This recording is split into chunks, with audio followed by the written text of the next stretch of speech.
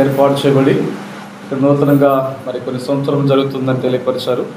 అయితే ఉదయకాలం మనము ధ్యానం సందర్భంగా దేవుని స్తుతిస్తూ మనము వాక్యమును కొంత కలిగి ధ్యానిస్తూ వచ్చినాం. ఈ సమయంలో కూడా కొంత భాగాన్ని మనం కలిగి ఉంటామండి. చదువుకున్న భాగంలో హబక్కు గ్రంథము 3వ అధ్యాయము ఈ యొక్క మొదటి వచనంలో ప్రవక్తయగు హబక్కుకు చేసిన ప్రార్థన వాద్యములతో పాడదగినది. ఇక్కడ మనము ఈ హబక్కు గ్రంథంలో 3వ అధ్యాయంలో కొన్ని మాటలు మనం కొంత సమయంగా మనం చూస్తే ఈ హబక్కు గ్రంథము వస్తుంది. ఇక్కడ ప్రవక్త, ఈయన దేవుని ప్రవక్తగా మనం చూస్తాం. దేవుని ప్రవక్తలు ఉన్నారు. వారు ఇక్కడ మనము చిన్న పుస్తకాలు ఉన్నాయి, ప్రవక్తలు రాసిన, అలాగే పెద్ద పుస్తకాలు ఉన్నాయి. పెద్ద పుస్తకాలు అంటే యెషయా గ్రంథం, ఇర్మీయా గ్రంథం, ఇవి పెద్ద పుస్తకాలుగా ఉంటాయి. ఓబద్య, యోవేలు, హబక్కుకు, మలాకి ఇవి చిన్న పుస్తకాలుగా ఉంటాయి. అయినప్పటికీ పరిశుద్ధ గ్రంథము మొత్తం 66 పుస్తకాలు కలిగిన దైవ గ్రంథం. పాత నిబంధన మొత్తము 39 పుస్తకాలు, కొత్త నిబంధన మొత్తము 27 పుస్తకాలు, మొత్తం 66 పుస్తకాలు గల దైవ గ్రంథం. ఇక్కడ మనము ఈ హబక్కు గ్రంథము ఒక పుస్తకములో ప్రవక్త అయిన దేవుడు హబక్కు ద్వారా తెలియపరిచి రాసినాడు. ఇక్కడ హబక్కు గురించి కొన్ని మాటలు మనం చూస్తే, ఈయన ఇశ్రాయేలు దేవుని ప్రజల్లో ఒక ప్రవక్తగా మనకు కనబడుతున్నాడు. దేవుడు ఏర్పరచుకున్న ప్రవక్త. ప్రవక్త అంటే దేవుని చేత పిలువబడి దేవుని చేత ఏర్పరచబడిన వ్యక్తిగా ఉండి జరగబోయే విషయాలను దేవుడు తెలియపరిచే సంగతులను ముందుగా ప్రజలకు తెలియపరచడానికి, భవిష్యత్తులో జరగబోయే విషయాలను దేవుడు ప్రవక్తకు బయలుపరుస్తాడు. భవిష్యత్తు జరగబోయే విషయాలను దేవుని దగ్గర పొందుకొని తెలియపరుస్తాడు లేదా ప్రవచిస్తాడు, ప్రకటన చేస్తాడు. ప్రవక్తగా మనం చూస్తాం. హబక్కుకు ఈ ప్రవక్త పేరు ఏంటంటమ్మా? హబక్కు. హబక్కు అనే పేరుకి అర్థం ఏంటి? హబక్కు అనగా పేరుకి అర్థము మరి దేవుని వాక్యంలో మనం చూస్తే ఈ ప్రవక్త గురించి రాయబడిన ఆ పేరుకు దేవుని ప్రవక్తలు, ఈయన మనం పాత నిబంధన మొత్తం కూడా హెబ్రీ భాషలో రాయబడతాం. హబక్కు అనే పదము కూడా హెబ్రీ పదం. హబక్కు అనగా మనకు తెలుగులో కౌగలించుకునేవాడు, హక్ చేసుకునేవాడు, ఆత్మీయ ఆలింగనం. అంటే ఒక తల్లి బిడ్డ లేదా ఒక అన్నదమ్ములు, ఒకసారి దేవుని బిడ్డలు ఆత్మీయంగా కనబడినప్పుడు, భక్సింగ్ గారు కనబడినప్పుడు ఆ దినాల్లో ఒక సహోదరుడు వచ్చినప్పుడు దైవజనుడు అలాగా ప్రేమతో అలా హక్ చేసుకునేవాడు.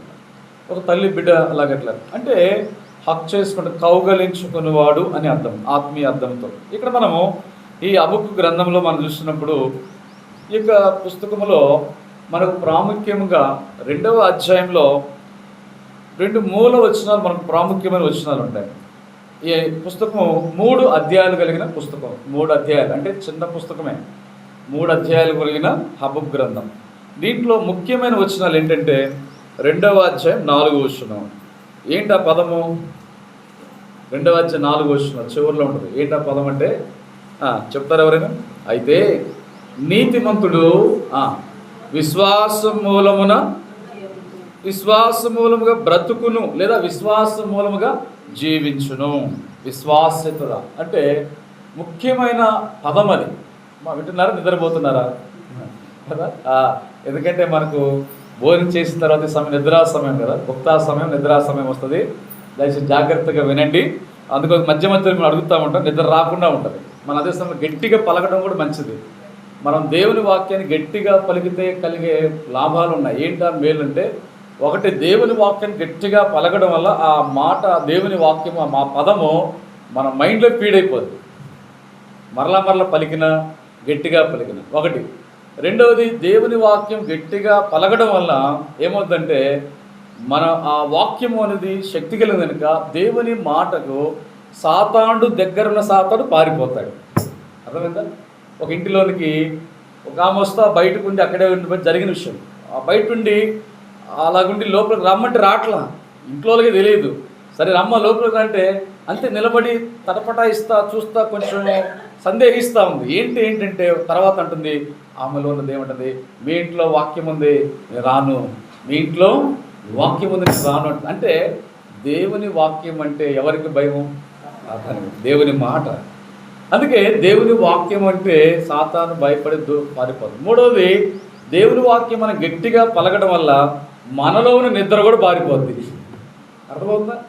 అంటే ఒకటి దేవుని వాక్యం మనకు మైండ్లో ఫీడ్ అయితే అది హృదయంలో భద్రపరుచుకుంటాం, సాతాను పారిపోతాడు, మన ఇద్దరం ఒత్తుకు తొలగిపోతాం. అందుకే దేవుని వాక్యాన్ని మనము గట్టిగా పలకడం మంచిదండి. ఇక్కడ చూస్తే ఈ హబక్కూకు ప్రవక్త మరి వచనాల్లో మనము అదొక పదం మనం చూస్తాం. 20 వచనం కూడా చక్కని మాట రాబడింది. 2వ అధ్యాయము మరొక ముఖ్యమైన మాట ఈ 3 అధ్యాయాలు గల పుస్తకంలో 20వ వచనం. అయితే యెహోవా తన పరిశుద్ధ చదవనమ్మా చక్కని మాట ఎవరు యెహోవా తన పరిశుద్ధాలయంలో ఉన్నాడు, ఆయన సన్నిధిని లోకమంతయు మౌనంగా ఉండను. అంటే యెహోవా లేదా దేవుడు ఎక్కడున్నాడంటే ఆయన తన పరిశుద్ధ ఆలయంలో ఉన్నాడు. అందుకే దేవుని సన్నిధి లోకమంతా మౌనంగా ఉండాలి. అందుకే మనము విశ్వాసము ద్వారా జీవిస్తాము. ముఖ్యమైన ఈ 3 అధ్యాయాలు ముఖ్యమైన మాట. అంటే మిగతా కాదని కాదు, ఇంకా ముఖ్యమైన పదం మూల పదం, ప్రాముఖ్యమైన పదం. విశ్వాసము చేత మనము జీవిస్తాము. అలాగే యెహోవా తన పరిశుద్ధ ఆలయములో ఉన్నాడు, ఆయన సన్నిధిలో మనం మౌనముగా ఉండుట. మౌనంగా ఉంటే ఏం చూపిస్తుంది? 65వ కీర్తన 1వ వచనం, సియోనులో మౌనంగా ఉండుట నీకు స్తుతి చెల్లించుటే. కింద ఫుట్నోట్లో రాబడింది, స్తుతి నీకు తగి ఉన్నది. అంటే దేవుణ్ణి స్తుతించే విధానం కూడా మౌనముగా ఉండటం కూడా. అంటే మౌనంగా ఉండే సమయంలో మౌనంగా ఉండాలి కదండి. వాక్యం వినేటప్పుడు మనం మౌనంగా ఉండాలి, పలికిర చెప్పమన్నప్పుడు చెప్పాలి. కనుక మనం దైవ విషయాల కొరకే మనము దేవుణ్ణి స్తుతించే విషయాలు కూడా మనకు అవసరమై ఉన్నాయి. సరే, ఇక్కడ మనం చూస్తే బైబిల్లో రాబడింది మౌనంగా ఉంటే అతడు జ్ఞాని అని కూడా ఎంచబడతానంట, సామెతల గ్రంథం రాబడింది. కానీ దినాల్లో మౌనం కంటే ఎక్కువగా పదాలు ఏం చేస్తారంటే ఎక్కువ మాట్లాడడం, విస్తారంగా మాట్లాడుతూ ఉంటారు. ఎక్కడ చూసినా కూడా విచిత్రం ఏంటంటే మందిరాల్లో మాట్లాడుతుంటారు, ఇళ్లలో మాట్లాడతారు, బజార్లో కూడా మాట్లాడుతున్నారు. అర్థమవుతుందా? ఎందుకు మాట్లాడుతున్నారో వాళ్ళకే తెలియాలి. అర్థమవుతుందా? మౌనంగా ఉండే వ్యక్తులు ఎవరో తెలుసా? దైవ జ్ఞానం కలిగిన వారు. మౌనంగా ఉండేవారు ఎవరో తెలుసా? అంటే ఆరాధన చేయకుండా మౌనంగా కాదు. అర్థమవుతుందా? మళ్ళీ రాంగ్ రూట్లో ఇద్దరం అంటారు. ప్రార్థన చేయమంటే మౌనంగా నోరు మూసుకుని ఉండగా కాదు. మళ్ళీ ప్రార్థన చేయమన్నప్పుడు చేయండి, ఆరాధన చేయమన్నప్పుడు చేయండి, పలకమన్నప్పుడు పలకండి, అడిగిందని చెప్పండి. అలా కాకుండా అంటే కొన్ని విషయాలకు మనం నోరు తెరిచి మంచి విషయాలకు, కొన్ని అనేకమైన విషయాలకు మనం మౌనంగా ఉండటం కూడా ఉత్తమమైంది. కనుక అది దేవునికి మహిమ తీసుకొస్తుంది. కనుక మందిరాల్లో, సంఘాల్లో, మన గృహాల్లో కూడా ఎక్కడ కూడా జ్ఞానులు ఎంచబడతారు. విస్తారంగా మాట్లాడితే వాళ్ళు అజ్ఞానులు అవుతారు. అంటే అవసరమైన మాట్లాడాలి, క్షేమకరమైన దేవుని మహిమ కొరకు మాట్లాడేది తప్పలేదు. సరే, గమనించండి. ఇక్కడ మనం చూస్తే ఈ 3వ అధ్యాయానికి వస్తాం. హబక్కూకు 3వ అధ్యాయానికి వస్తే చూడండి, హబక్కూకు గ్రంథం 3వ అధ్యాయంలో ఇక్కడ 2వ వచనం, దయచేసి 2వ వచనం చదవండి ఒకరు. 2వ వచనం, యెహోవా నిన్ను గూర్చిన వార్త విని. ఇక్కడ మనం ఈ విషయంలో దాదాపు 7 సంగతులు ఉంటాయి. సరే, ఒక 5 సంగతులు మనం చూద్దాం, జాగ్రత్తగా విందాం. మీరు రాసుకోలేమో రాసుకోండి. ఒక 5 సంగతులు మనం దేవుని మాటలు చూద్దాం. వాటిలో నెంబర్ 1 మొట్టమొదటి ఏంటంటే ఇక్కడ యెహోవా నిన్ను గూర్చిన వార్త విని. చెప్పండి ఏంటంట? నిన్ను గూర్చిన వార్త విని. వినుట కూడా చాలా ప్రాముఖ్యమైన పదం కదండి, వినుట. ఎందుకంటే దేవా నాకు వినుబుద్ధి పుట్టించు, యెషయా గ్రంథంలో కదా. నా ప్రజలు పెందలక్కడనే లేచి నా ప్రవక్తలు ప్రవచించినప్పటికీ నా ప్రజలు ఏం చేయటానని చెప్పాడు యెహోవా దేవుడు, వారు విననెళ్ళకుండా ఉన్నారు, మొండికి తిరుగున్నారు. అంటే వినని వారుగా ఉన్నారు, వినటం లేదు. అందుకే ప్రభువైన దేవుడు యెషయా గ్రంథంలో రాబడింది 1వ అధ్యాయంలో, ఆకాశమా ఆలకించుము, భూమి చెవియకుము, నేను పిల్లలను పెంచి గొప్పవారిగా చేస్తున్నాను, వారు నా మీద.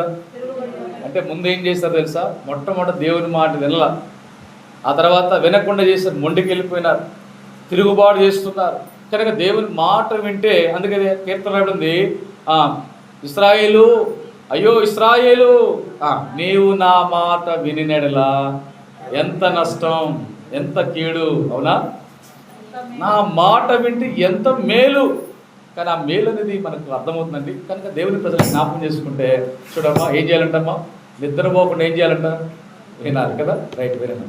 చూడండి, పరిశుద్ధ గ్రంథంలో వింటే మేలు. కనుక దేవుని బిడ్డలుగా కొంత పెద్ద వయసులో ఉన్నారు, వృద్ధాపున్నారు, మంచిదే. కష్టపడి కొంత పనిచేసి అలసిపోయినప్పుడు మనం వస్తూ ఉంటుంది. అయినప్పుడు కూడా మనం ఏంటంటే బైబిల్ రాదు కదా, వింటే మనకు ఎంతో మేలు అంట కదండి, మేలు. కనుక మనము దేవుని బిడ్డలంగా ఆయన మాట మనం వినేవారంగా ఉండాలి. ఒకటి, భక్తుడైన హబక్కూకు ప్రవక్త, ఆయన ఒక ప్రవక్త అండి.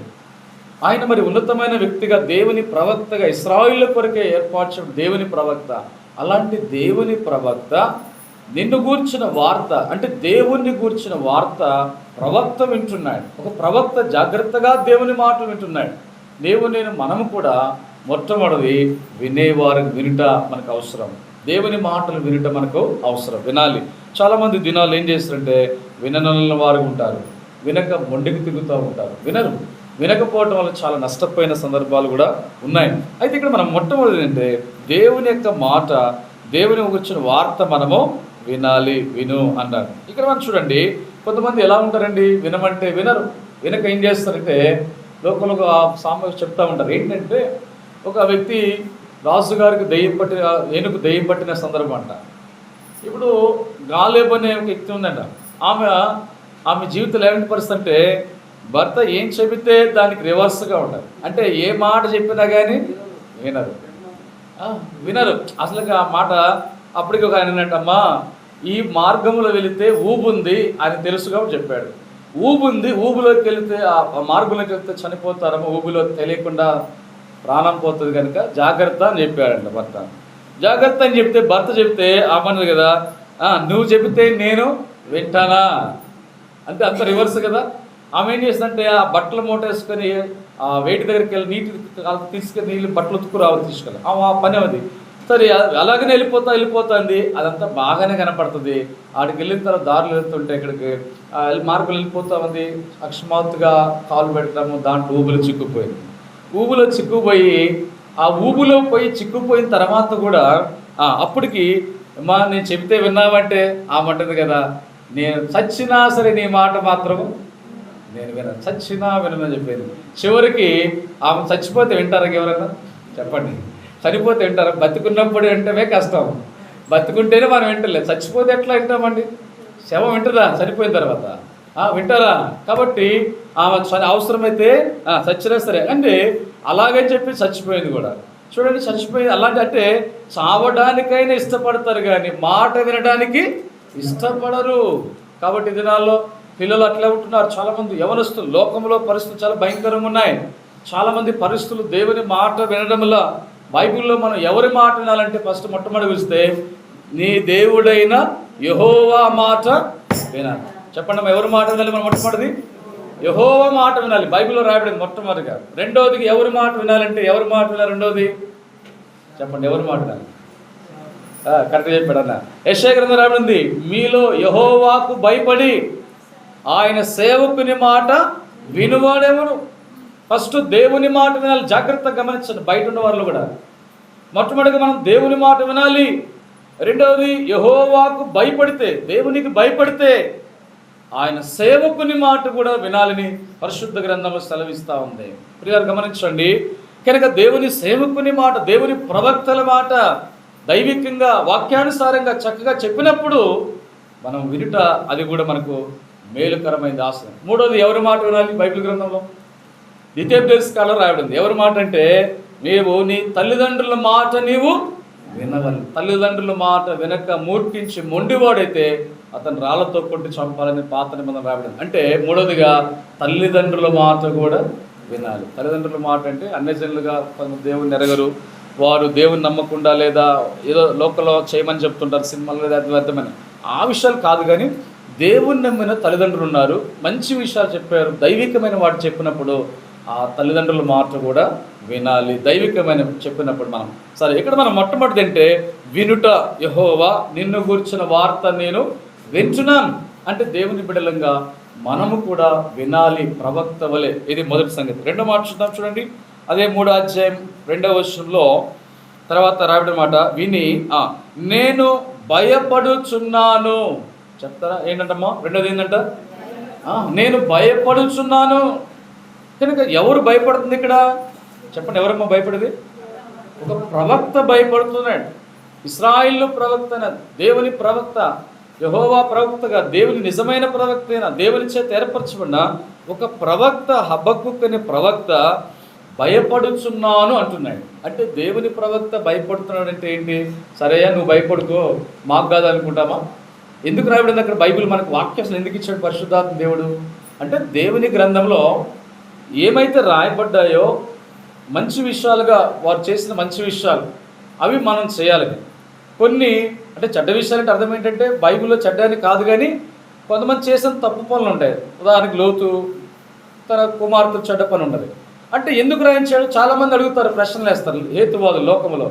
బైబిల్ ఏంటంటే ఒక ఇటీవల పెద్ద ఆయన కూడా బైబిల్ చదివితే ఆరంభించాను, ఆదికాండం వచ్చేసరికల్లా 18, 19 ఈ అధ్యాయాలకు వచ్చేసరికల్లా ఆగిపోయారు అన్నాడు. ఎందుకు ఆగిపోయినామంటే అక్కడ ఏంటి, తండ్రి లోతు, 2 కుమార్తెలు, అలాగే పాపం ఏంటి క్షయించి వారి ద్వారా సంతానం రావడం ఏంటి, అందుకే నేను బైబిల్ చదవడం ఆపేశాను అన్నాడు. అంటే అన్యుడులే, ఆయన యేసుప్రభు అంటే రక్షణ లేదు, ఆయన బైబిల్ ఇస్తే అలాగా అక్కడ దాకా చదివి ఆగాడు కాదు.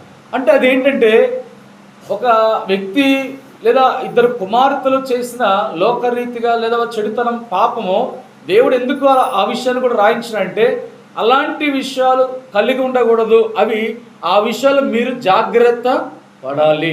అందుకే బైబిల్లో ఉంది, ఈ యుగాంతమందున మనకు బుద్ధి కలుగుటకై ఇవి దృష్టాంతములుగా అవి రాయబడ్డాయి. అంటే అలాంటి లోతు 2 కుమార్తెల ద్వారా అక్రమ సంతానం వచ్చింది. వారు మోయాబీలు వచ్చారు, అమ్మోనీలు వచ్చారు. చివరికి శాపగ్రస్తమైన సంతానం వచ్చింది. వారి చరిత్రలో తర్వాత కనుమరుగైపోయారు, శాపగ్రస్తులైపోయారు, ఒక హెచ్చరికగా నిలిచి ఉన్నారు. అంటే అలాంటి అనుభవాలకు ఎవరు కూడా వెళ్ళకూడదు అని హెచ్చరిక. అలాంటి విషయాలు దావీదు జీవితం కూడా అదే హెచ్చరిక బత్షెబ విషయంలో. సరే, కనుక మనం చూస్తే రెండవదిగా మనం చూస్తే ఇక్కడ పరిశుద్ధ గ్రంథంలో నేను భయపడుచున్నాను, ప్రవక్త భయపడుస్తున్నాడు. అంటే ఇక్కడ దేవునికి భయపడదు. అందుకే ఇశ్రాయేలు వార్లారా, పౌలు అపోస్తలుడు అంటారు అపోస్తల కార్యంలో, దేవునికి భయపడు వార్లారా. చెప్పండి, ఎవరికి భయపడుతున్నారంట? దేవునికి భయపడవాలి. అంటే దేవునికి మనము భయపడే వారంగా ఉండాలి. ఎందుకు దేవునికి భయపడాలి అంటే బైబిల్లో ఎన్ని రిఫరెన్స్ ఎక్కువ టైం అవుతుంది కనుక బైబిల్లో రాయబడిన మాటే, దేవునికి భయపడితే ఏంటి లాభం, ఏంటి మేలు, ఎందుకు భయపడాలి అంటే పరిశుద్ధ గ్రంథంలో రాయబడిన మాట ఏంటంటే యెహోవా యందలి భయము పవిత్రమైనది. అంటే దేవునికి ఎవరైతే భయపడతారో, ఉదయకాలం అన్న కూడా తెలియపరుస్తారు కదా, దేవునికి భయపడ్డ ద్వారా. కాబట్టి నోవాహు భయపడి ఏం చేశాడంట, తన ఇంటి వారందరి రక్షణ కొరకు ఓడను సిద్ధం చేసుకున్నాడు. అంటే ఇక్కడ మనం చూస్తే దేవునికి భయపడినప్పుడు యెహోవా యందలి భయము పవిత్రమైనది, అంటే పరిశుద్ధమైనది. అంటే ఎవరైతే దేవునికి భయపడతారో వారి జీవితాల్లో పరిశుద్ధముగా జీవించగలుగుతారు. ఒకవేళ భయం లేకపోతే అండి ఇష్టానుసారంగా జీవిస్తారు, ఇచ్చలవిడిగా జీవిస్తారు. ఎంత భయంకరంగా జీవిస్తారంటే ఉదయం ట్రైన్లో వస్తున్నప్పుడు అన్నం ఇద్దరు పక్క పక్కన కూర్చున్నాం, నా పక్కన ఎదురు కూర్చున్న ఉన్నారు, వారు వివాహమైనట్టు కూడా లేరు 10 స్టేషన్లు ఎక్కిన తర్వాత. అంటే యూత్ ఎదురెదురు బాయ్స్ గర్ల్స్ ఉన్నారు, వాళ్ళు ఎట్లా ఇచ్చలవిడిగా ఆ బిహేవియర్ చూస్తుంటే చిన్న వయసు యుక్త వయసు వివాహమైనట్టు కూడా లేరు. అటు 3 ఆడపిల్లలు, ఇటు 2 బాయ్స్ ఉన్నారు పక్కనే. అంటే వాళ్ళ మాటలు, వాళ్ళ పద్ధతి తీరు చూస్తూ ఉంటే లోకము చాలా చెడిపోయినది. ఎంత భయంకరంగా ఉందంటే కదా, కొన్ని విషయాలు మనము చెప్పలేని విషయాలు, వినలేని మాటలు కూడా లోకంలో జరుగుతూ ఉన్నాయి. లోకంలో అలాంటివి ఉన్నాయి. ఎందుకంటే ఈ దినాల్లో చాలామంది జీవితాల్లో పిల్లల్లో కూడా భయం ఉంటుందా, యవనస్తుల్లో భయం ఉంటుందా, పెద్దవారిలో భయం ఉంటలేదండి. అందుకే దేవుని భయం లేకుండా జీవిస్తున్నారు. భయం లేదు కనుక ఏమవుతుంది తెలుసా, పాపం పెరిగిపోతాం.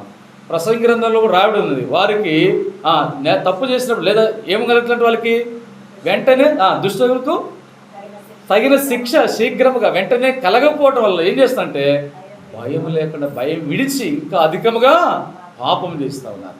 చాలా ఎంత ఘోరమైన పాపాలు చేస్తున్నారండి. యుక్త వయసు విజయవాడ ప్రాంతంలో మొన్న కన్న చెబుతున్నాడు దేవుని సేవకుడు అన్న, ఆయన ఆల్ నైట్ ప్రార్థన చూసుకుని హాఫ్ నైట్ 12 గంటలకు ముగించి ప్రేయర్ చూసుకుని నైట్ బండి మీద వస్తూ ఉంటే విజయవాడ ప్రాంతంలో గుణదల ఆ ఏరియా ప్రాంతంలో ఎందుకు ఈ మాట చెప్పాల్సిందంటే జాగ్రత్త పడాలి, లోకం భయంకరంగా ఉంది అందుకోసం. అయితే అక్కడ వాళ్ళు ఆ హాస్టల్లో ఆడపిల్ల హాస్టల్, అది అంత ఆడపిల్లలే. ఆయన అంటున్నాడు, ఆశ్చర్యంతో చెప్తున్నాడు, అన్న మేము పరిచయం చూసుకుని వస్తూ ఉంటే విజయవాడ గుణద ప్రాంతంలో ఆడపిల్ల హాస్టల్, ఆడపిల్ల ఎవరితో బర్త్డే అంట, పుట్టినరోజు అంట, కేక్ కట్ చేసి ఆ కేక్ అంతా మొక్కలకు మూతులకు రాసుకుంటా భయంకరంగా, ఒక చేతిలో బీరు బాటిల్, ఒక చేతిలో సిగరెట్. ఎంత ఘోరం చూడండి ఆడపిల్లలు. భయం ఉందంటారా? ఆడపిల్లలు అంటే మగపిల్ల చేసి తప్పలేదు అంటారు, వాళ్ళు తప్పేది కూడా తప్పే. అంటే కొంచెం ఆడపిల్ల బెటర్ అనుకుంటే ఇప్పుడు వాళ్ళు కూడా ఏం తెలుసా, మేము కూడా దేనికి కూడా తక్కువ కాదు, మేము బస్సులు నడుపుతాం, ఆటో నడుపుతాం, విమానం కూడా నడుపుతున్నాం. రైలు కూడా నడుపుతున్నారు, మనకు కనపడ్డ రైలు కూడా. తప్పులేదు, అలా నడపడం తప్పని చెప్పట్లేదు, కానీ పాపం విషయంలో పోటీ పడకూడదు. పాపం విషయంలో, చెడు విషయంలో పోటీ పడకూడదు. మంచి పనులు చేయడం తప్పులేదు, కానీ ఎంత భయంకరంగా మగపిల్లలు ఆడపిల్లలు దిగజారిపోతున్నారంటే, మేము సిమెంట్ ఫ్యాక్టరీ ఏరియాలో ఎయిమ్స్ హాస్పిటల్ పక్కన సేవ పరిచయం చేస్తున్న టైంలో, మేము బండికి పరిచయకి వెళ్ళి బండి మీద వస్తున్న టైంలో అక్కడ ఆడపిల్లలు మగపిల్లలు అందరూ వివాహం కాలేజ్ స్టూడెంట్స్ ఎంత భయంకరంగా ఉంటారంటే, చూడ భయం లేదని కొన్ని ఎగ్జాంపుల్ చెబుతున్నారు, మా కళ్ళారా చూసినవి. వారు ఇచ్చిన రోడ్డు ప్రక్కనే ఉండి ఫోటోలు తీసుకోవడం, త్రాగటము, భయంకరంగా పదాలు, భయంకర బిహేవియర్, ప్రవర్తన భయంకరంగా కనబడదు. కనీసము మనుషులు వస్తున్నారు, బండ్లు వస్తున్నాయి, ఎవరైనా వస్తున్నారని చూస్తున్నారనే భయం గమనిక కూడా లేకుండా ఎదురుగా మనుషులకు కూడా భయపడతారు. ఒకప్పుడు భయపడేవాళ్ళు, అయ్యో తల్లిదండ్రులు వస్తున్నారు, అయ్యో పెద్దవారు వస్తున్నారు, అయ్యో దేవుని సేవకులు అని. అది కూడా భయపడి కూడా అట్లా పాపం చేయకూడదు, కానీ జనాలు భయం లేకుండా పబ్లిక్గా పాపం చేస్తున్నారు. లోకం ఇచ్చలవిడైపోయింది, భయంకరమైన పాపస్థితి. సరే, అది లోకం పరిస్థితి. ఇదనాలు దేవుని ప్రజలుగా మనం ఎలాగున్నాం కనుక హబక్కూకు ప్రవక్త అయితే ఆయన అంటున్నాడు, యెహోవా నేను భయపడుచున్నాను, నిన్ను గూర్చిన వార్త విని భయపడుచున్నాను. అంటే ప్రవక్త జీవితంలో దైవికమైన భయం, the fear of the lord, దైవికమైన భయము. ఒకటి ఏం చెప్పుకున్నాము, పరిశుద్ధమైంది లేదా పవిత్రమైంది యెహోవాందుల భయం. రెండోది రాడుంది, యెహోవాందుల భయము ఐశ్వర్యము, రిచెస్. ఐశ్వర్యము ఏంటి? ఆత్మ సంబంధమైన ఐశ్వర్యం, స్పిరిచువల్, ఆధ్యాత్మిక ఐశ్వర్యం ఉంది. దేవుడు భౌతికమైన ఐశ్వర్యం కూడా ఆయన చిత్తమైతే అనుగ్రహిస్తుంది కూడా. కాబట్టి దేవునికి భయపడేవారు, ప్రసంగం రావడింది, యెహోవా ఆయన సన్నిధికి భయపడేవారు క్షేమముగా ఉంటారు. మేలు కదా, దేవునికి భయపడితే క్షేమంగా ఉంటారు. దేవునికి భయపడిన వారు క్షేమాభివృద్ధి నొందుతారు, పవిత్రంగా ఉంటారు, ఐశ్వర్యం కలిగి ఉంటారు, వారు పరిశుద్ధంగా ఉంటారు. భయపడిన వారు ఆత్మీయ జీవితాలు యేసేపులాగా పాపము జోలిపోకుండా వారి జీవితాలు సాక్షి జీవితాలు కాపాడుకోగలుగుతారు. కాబట్టి చూడండి, ఇది నాలో ఎంతోమంది జీవితాలు ఎందుకు విచ్చలబడి జీవితాలు, ఎందుకు వాళ్ళ సాక్ష్యాలు పోతున్నాయంటే దేవునికి భయము, దేవునికి భయపడిన వారుగా ఉంటున్నారు. మనం చూస్తే దేవుని బిడ్డలుగా దేవునికి భయపడాలి. ఒకటి బైబిల్ వాక్యానుసారంగా చెప్తున్నమాట. సమూయేలు గ్రంథంలో చూస్తే సమూయేలు ఆ పట్టణానికి వస్తున్నప్పుడు ఆ ప్రాంత ప్రజలు సమూయేలుకు ఎదురుగా వచ్చి, అయ్యా నీవు సమాధానముగా వచ్చుచున్నావని భయపడి సమూయేలు ప్రవక్త దగ్గరికి వచ్చి మాట్లాడేవారండి. రెండోదిగా తెలుసా ప్రియులు, గమనించండి, బైబిల్ రాయబడిన మాట ఇవన్నీ వాక్యానుసారంగా. రెండోదిగా పట్టణ ప్రజలు సమూయేలు గారు వస్తానంటే ఊరు బయటకు వెళ్ళి ఎదురుగా కనబడి, అయ్యా నువ్వు మా ప్రాంతానికి సమాధానంగా వస్తున్నావా? లేకపోతే ఎందుకు తెలుసా, సమూయేలు ఏది చెబితే అది నెరవేరడం జరుగుతుంది.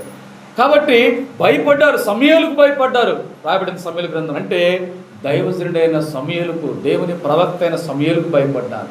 చెప్పే మా జీవితంలో కూడా పిల్లలు గమనించండి. దాదాపు 20 సంవత్సరాలు అంటే 2000లో రక్షించబడ్డాం. 1998 నుంచి మందిరానికి ప్రభుత్వ అన్నాలు సాక్ష్యం వచ్చి సాయంత్రం వచ్చి దేవుని సేవకుల దగ్గర మా అప్పటి నుంచి ఎంత భయం అంటే మందిరంలో ఒక పని చేయాలని వాళ్ళు చెప్పకుండా చేసేవాళ్ళం కాదు. దేవుని మందిరంలో భయము. తల్లిదండ్రుల దగ్గర, ప్రభు నమ్మల వాళ్ళ దగ్గర కూడా తిరుగుబడేసేవాళ్ళు కాదు. తల్లిదండ్రుల దగ్గర భయము, దేవుని మందిరంలో భయపడేవాళ్ళం. దేవుని సేవకుల దగ్గర మందిరంలో దైవిక భయము. అలాగ భయపడుతూ గురజాల ప్రాంతం, అది పల్నాడు ఏరియా గురజాల ప్రాంతం. అలాగ భయపడి ఎప్పుడు కూడా దేవుని సేవకులతో ఎదిరించే వ్యక్తిని కాదు, అవసరం మౌనంగా ఉంటా. కానీ అలాగా అంటే చూడండి, దేవుని బిడ్డలు ఎందుకు చెప్తున్నామంటే దేవుని మహిమ కొరకే మన జీవితాల్లో దేవునికి మనము భయపడే వారంగా ఉండాలి. దేవునికి భయపడాలి. ఒకటి దేవునికి భయపడాలి. సమూయేలు గ్రంథం ప్రకారం సమూయేలు ప్రవక్తకు అంటే వాక్యానుసారంగా దైవికమైన భక్తులుగా సమూయేలుకు భయపడ్డారు. మూడవది ప్రసంగ గ్రంథంలో ఉంది, దేవుని సన్నిధికి భయపడాలి. దేవుని సన్నిధికి భయపడాలి. యెషయా గ్రంథంలో రాబడింది, యెహోవా వాక్యమునకు భయపడు వాళ్ళ. దేవుని వాక్యానికి ఏం చేయాలమ్మో? భయపడాలి. వాక్యానికి భయపడాలి. అందుకే రాబడింది, ఎవడు దీనుడై నా మాట విని వణుకుచుండును. వణకడం అంటే ఏంటండి? గడగడగడ వణుకు. అంటే దేవుని మాట వస్తున్నప్పుడు బైబిల్లో అట్లాయా? ఎవరు వణికారు చెప్పండి? బైబిల్ చెప్పండి అమ్మ, బైబిల్లో ఎవరు వణికారు? ఒక వ్యక్తి మెనే టెకెల్ ఉపార్షని ఒక చేయి వచ్చి గోడ మీద రాసినప్పుడు రాజు, బబులోన్ రాజు బెల్షస్సర్ రాజు ఏం చేసినట్ట? గడగడగడ వణుకుతూ వచ్చినాడు. ఆ పదము రాసి చదువు భయపడినాడు. ఒక ఆత్మీయ రాజున్నాడు, యోషియా రాజున్నాడు. యోధా రాజుల్లో ఆయన 16వ రాజు యోషియా రాజు ఉన్నాడు. మొత్తం 20 మంది రాజు ఉన్నారు యోధా రాజులు. యోషియా చాలా ఆత్మీయమైన రాజు, ప్రవచనాత్మకంగా ఆయన పుట్టక మునిపే ముందుగా ఉంటుంది. మొదటి రాజులు 13వ అధ్యాయంలో ఒక యోధా దేశంలో వచ్చిన దైజుడు చెప్తాడు యోషియా పుడతాడని చెప్పేసి ముందుగానే ఉంటుంది. ఆయన అద్భుతమైన చరిత్ర ఉంటుంది యోషియా గురించి. ఆ యోషియా గారు మందిరాన్ని బాగు చేస్తుంటే ఒక గ్రంథం కనపడింది. షాపాను వాళ్ళు కనపడుతూ ఉంటారు, గిల్కియాలు. ఆ గ్రంథం చదువుతుంటే రాజు భయపడిపోయి వస్త్రాలు చించుకొని మెత్తని మనసు కలిగి కన్నీళ్ళు విడుస్తాడు. అది భయం అంటే. గమనిస్తున్నారా? అంటే దేవుని వాక్యానికి భయపడిన యోషియాను దేవుడు ఎంతగానో మెచ్చుకొని తన జీవితంలో కీడు రాకుండా మేలు చేస్తూ వచ్చాడు. అంటే మనము దేవుని వాక్యానికి మనం భయపడే వారికి ఉండాలి. కానీ ఈ దినాల్లో సరే వనకపోయినా, అర్థమైందా, గడగడ వనకపోయినా కనీసం దేవుని వాక్యానికి ఏం చేయాలి? మనం భయపడాలి. దేవుని మాట అంటే ఆయన వాక్యానికి మనం భయపడాలి. కనుక రెండోది భయపడుట, దేవుని వాక్యానికి, ఆయన మాటకు, ప్రభువుకు భయపడుట. ఇది ప్రవక్త జీవితంలో ఉంది, మరి మన జీవితాల్లో ఉన్నదా? మూడో మాట చూద్దాం రండి. అదే 2వ వచనంలో చివరి భాగంలో కోపించుచునే చదవ, కోపించుచునే వాత్సల్యమును. చూడండి ఆ పదం మనకి ఏమర్థమవుతుంది అంటే కోపించుచునే వాత్సల్యమును. అంటే దేవునితో చెప్తున్నాడు ఈ మాట ప్రవక్త. దేవా నీవు కోపించుచునే. అసలు దేవునికి కోపం వస్తుందా? చెప్పండి. రాదని చెప్పి నాకు చాలా మంచిగా చెప్పారు. దేవునికి కోపం వస్తామా? బయట వాళ్ళు చెప్పండి, కోపం వస్తుందా దేవునికి? వస్తుందా? అసలు దేవుడు కదండి ఆయన. ఇంకా ఆయన లాంటి సమానం ఎవరున్నారు చెప్పండి? మనం అంటే మనుషులు, మట్టి వాళ్ళు.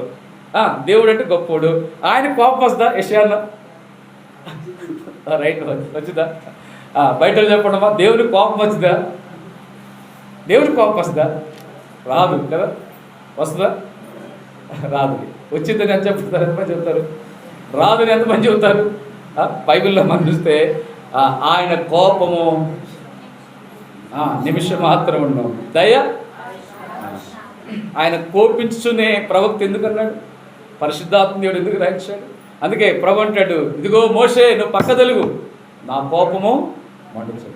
కోపం మండుతూ ఉన్నాయి అంటే దేవునికి కోపం వస్తుంది. కొత్త నిబంధనలు యేసు ప్రభు కోపం వచ్చిందా రాలేదా? యేసు ప్రభు అంటే ఇంకా చాలా శాంతంగా ఉంటాయి. ఆయనంత కరుణామయుడు ఎవరు లేరు, ఆయనంత శాంతమూర్తి ఎవరు లేరు. యేసు ప్రభు కోపం వచ్చిందా రాలేదా?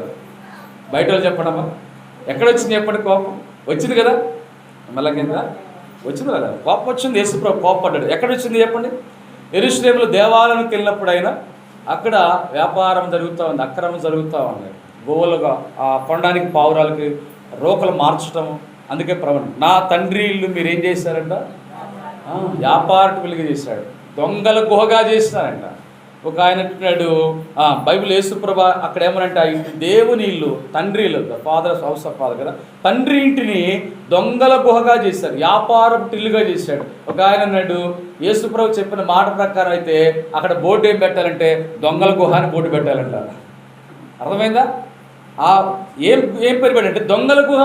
యేసుప్రభు పలికిన మాట అది. వ్యాపారపు ఇల్లు, దొంగల గుహ అంటే యేసుప్రభు అక్కడ కొరడా తీసుకుని ఏం చేశాడు? వారి మీద జులిపించాడు, కోపడ్డాడు. ఆయన కోపడ్డాడు ఎందుకంటే ఆయన కోపం న్యాయబద్ధమైన కోపం. అర్థమైందండి? యేసుప్రభు కూడా కోపడ్డాడు, కానీ అమ్మా విన్నారా, ఆయన కోపము న్యాయబద్ధమైన కోపము. అందుకే దేవుని బిడ్డలుగా మన జీవితాల్లో చూడండి, ఇక్కడ గమనిస్తే మూడోది ఏం మాట చూస్తుందంటే దేవా కోపించుచునే నీ వాత్సల్యము ప్రేమ ప్లస్ కనికరం. నీ వాత్సల్యమును జ్ఞాపకం తెచ్చుకోయా. అంటే ఎందుకు ఈ పదం అంటే ఇది కన్ఫెషన్. ఫస్ట్ ఆఫ్ ఆల్ మొట్టమొదటి చూస్తే వినుట, రెండోది భయపడుట, మూడోది ఏంటంటే అయ్యా నా బలహీనతలు ఉన్నాయి కనుక, నా దోషం ఉందనుకో. అంటే మనం తప్పు చేసినప్పుడు దేవుడు ఇశ్రాయేలు తప్పు చేస్తే దేవుడికి ఏమొచ్చింది? కోపం వచ్చింది. అయ్యా నువ్వు కోపడుతా, నీ కోపంలో న్యాయం ఉంది, అయితే కోపించునే. అదే సమయంలో నా మీద నీ వాత్సల్యతను చూపు, నీ ప్రేమను చూపు, నీ కనికరము. ఏవేళ 2వ అధ్యాయంలో దీర్ఘశాంతము. అంటే దేవుడు మూడవదిగా తన జీవితాన్ని సరిదిద్దుకోవడానికి ఇక్కడ ప్రవక్తగా ఉంటాడు. మూడవది మన జీవితంలో పొరపాటు నుండి ఏం చేయాలి తెలుసండి?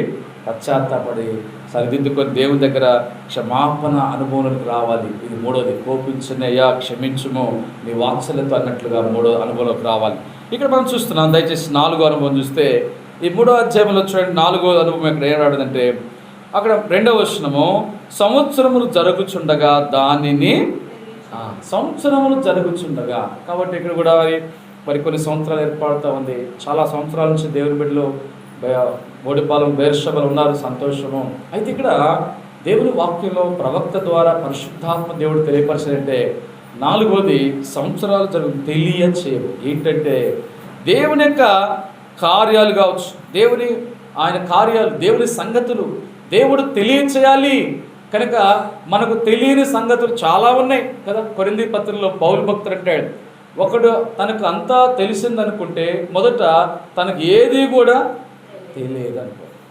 అందుకే భక్సింగ్ గారు దైవజన్ అంత గొప్ప దైవజన్ అన్నాడు, సముద్రము నీళ్ళున్నాయి కదండి, ఈ బైబిల్ వాక్యం అంతా సముద్రంలో నీళ్ళంత, అలాంటి వాక్యం సముద్ర నీళ్ళంతగా ఉంటే దానిలో ఒక గ్లాస్ నీళ్ళు మాత్రమే నాకు తెలుసు అన్నాడు భక్సింగ్ గారు. అంత దైవజనుడు. మరి 100 సార్లు బైబిల్ చదివిన ఆయన, దైవుని ఆత్మ కలిగిన దైవజనుడు ఆయన. అంటే అప్పుడు అలాగా మనం తీసుకుంటే ఆ గ్లాసులో అడుగు పొడుగు 1, 2, 3 చుక్కలేమో మనకు తెలిసింది. వింటున్నారమ్మా? అర్థమవుతుందా? చూడండి, అంటే మనకు తెలిసింది చాలా తక్కువ, మనము తెలుసుకోవాల్సింది ఎంతో. మన జీవితాంతము నేర్చుకున్న అది సంపూర్ణం కాలేదు, అది సమస్తము దేవునికే తెలుసు. చూడండి, అందుకే మనం గమనిస్తే సృష్టి యావత్తులో కూడా శాస్త్రవేత్తలు ఏమన్నారంటే, శాస్త్రవేత్తలు అన్నారు, ఒక దేవుని నమ్మిన ఆయన గొప్ప శాస్త్రవేత్త ఏమనంటే ఆయన, ఈ లోకంలో మానవులకు తెలిసిందంతా కూడా ఇప్పటి వరకు, అది ఖగోళ ఖగోళం ఆకాశం జరిగింది కావచ్చు, భూమి మీద జరిగింది కావచ్చు, ఆ ప్రపంచంలో ఏమైతే కనుగొన్నారో తెలుసుకున్నారో మానవులు తన జ్ఞానం చేత లేదా దేవుడిచ్చిన జ్ఞానంతో, ఇప్పుడు దాకా తెలుసుకుంది ఎంత అంటే ఆ శాస్త్రవేత్త ఏం చెప్పాడంటే 1% మాత్రమే, 1% తెలుసుకున్నారంట. 100లో ఎన్ని శాతం అంటమ్మా? 100లో 1%, 1%, 1% తెలుస్తుంది. ఇంకా తెలియాల్సిన ఎంత ఉంది? 99 ఉంది. ఆ శాస్త్రవేత్త ఏమన్నాడంటే, ఆయన చెప్పిన మాట ఏమన్నాడంటే, ఇప్పటికీ ప్రపంచం కనిపెట్టింది 1% కనుగొన్నారు దేవుని సృష్టిలో, 99% తెలుసుకోవాలి. ఆ 99% తెలియాలంటే సృష్టించిన సృష్టికర్తని దేవుడు నోరు తెలిసి మాట్లాడితేనే తెలుస్తుంది, లేకపోతే మానవులకు తెలియదు. అంటే 99% మనకు తెలియదు ఉంది ప్రపంచంలో, అది దేవుడికే తెలుసు 100%. కాబట్టి చూడండి, అందుకే దేవుని బిడ్డ గారా, అందుకే ఏమన్నా ప్రవక్త, దానిని నాకు సంవత్సరాలు జరుగుతుండగా దానిని నాకు తెలియజేయము. మనం 60 సంవత్సరాలు ఉండొచ్చు, మంచిదే. 70, 80 ఉండొచ్చు, 100 ఉండొచ్చు. ఎన్ని సంవత్సరాలు మనకు వయసు ఉన్నా మంచిదే. దేవుల్లో ఇంకా మన వృద్ధాప్యంలో ఉన్నారు, చాలామంది వయసు రీత్యా ఉన్నారు. అలాంటి వారు ఎలా ఉంటే మనం ఎలా ఉండాలంటే, ఇంకా ఇప్పుడు వస్తున్న తరానికి ఒక మాదిరికరంగా మనం కదండి. పెద్దవారు చూసినప్పుడు వారిని మనం చూస్తే ఒక విధానం దైవికమైన ఏంటంటే, వారు ప్రార్థన, వారి యొక్క ఓర్పుతో వస్తున్న వారికి, కొత్త వారికి ఒక మాదిరికరంగా ఉంటారు. ఎందుకంటే భక్త సింగ్ గారు దైవజన కాలంలో ఉన్న, ఆ దైవజన కాలం ఉన్న దైవ సేవకులు కానీ పెద్దలు కానీ చాలా ఆత్మీయులు. అందుకే అంటారు కదండి, దైవజన్ భక్త సింగ్ గారితో పాటు ఉన్న వారు కూడా ఆత్మీయులే, దైవజనులు ఆత్మీయులే, ఆ దినాల పెద్దలు కూడా ఆత్మీయులే. అందుకే ఆ కాలం అంతవరకు కూడా ఎలాంటి శత్రువు పని, ఎన్నో చర్చలు వచ్చినా దేవుడు ఎంతో సహాయం చేస్తూ వచ్చాడు. బైబిల్లో మనం చూస్తాం, యెహోషువ గ్రంథంలో ఉండి 24వ అధ్యాయం ఏముంటుందంటే, యెహోషువ కాలము ఆయన వరకు, ఆయన కాలం, ఆ కాలం ఎరిగిన పెద్దల వరకు కూడా అందరూ ఇశ్రాయేలు అందరూ కూడా దేవుని యెహోవాను అనుసరించారంట. ఎప్పటి వరకు తెలుసా? యెహోషువ కాలం నాయకుడు, సెకండ్ కెప్టెన్, ఇశ్రాయేల్ 2వ నాయకుడు, ఆయన కాలంలో ఉన్న పెద్దలందరూ యెహోవాను ఎరిగారు. ఆ తర్వాత తరాలు పోయిన తర్వాత చూసా, తర్వాత ఏమొచ్చింది? యెహోషువ గ్రంథం తర్వాత న్యాయాధిపతులు వస్తారు. ఆ తరంలో ఎలాంటి వారు అంటండి, రాబడింది, వారికి రాజు లేడు, వారు ఎట్లనంట, వారు న్యాయాధిపతులు, ఎవడు వారు ఇష్టానుసారంగా జీవిస్తూ వచ్చారు, వారు ఇష్టం వచ్చినట్లుగా జీవించినారు. అంటే ఒక రాజు లేడు, పరలోకపు రాజును కూడా వారు గుర్తించట్లా.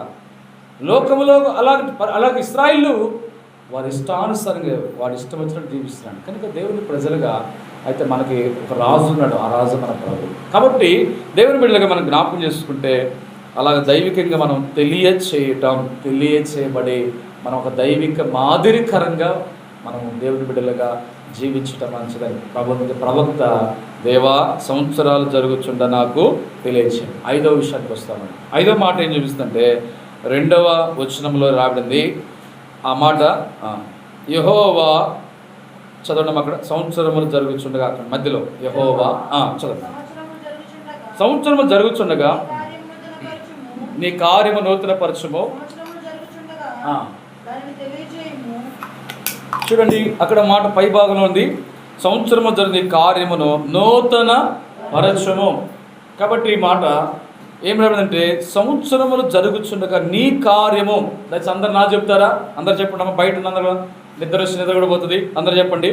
యెహోవా, అందరు బిగ్గరగా చెప్పండి. సంవత్సరములు జరుగుచుండగా నీ కార్యము నూతన పరచుము. అంటే ఇప్పుడు సంవత్సరాలు జరుగుతుంటే ఏం కావాలండి? అది చెప్పండి. దేవుని కార్యాలు ఏం కావాలమ్మా? నూతన పరచు. అది ఎవరు ఆశిస్తున్నారు? ఆశ ఎవరికి ఉంది? ప్రవక్త అయిన హబక్కూకు. అంటే ఇప్పుడు మనకు అలాంటి ఆశ కలిగి ఉండాలని దేవుడు రాయించినాడు. అంటే సంవత్సరాలు జరుగుతున్నప్పుడు 2025 అయిపోయింది, 2026 వచ్చింది, జనవరి కూడా అయిపోయింది. ఇక్కడ కూడా మనం 7-8 సంవత్సరాలు ఇక్కడ కూడా పరీక్షగా అయిపోయింది. మంచిది.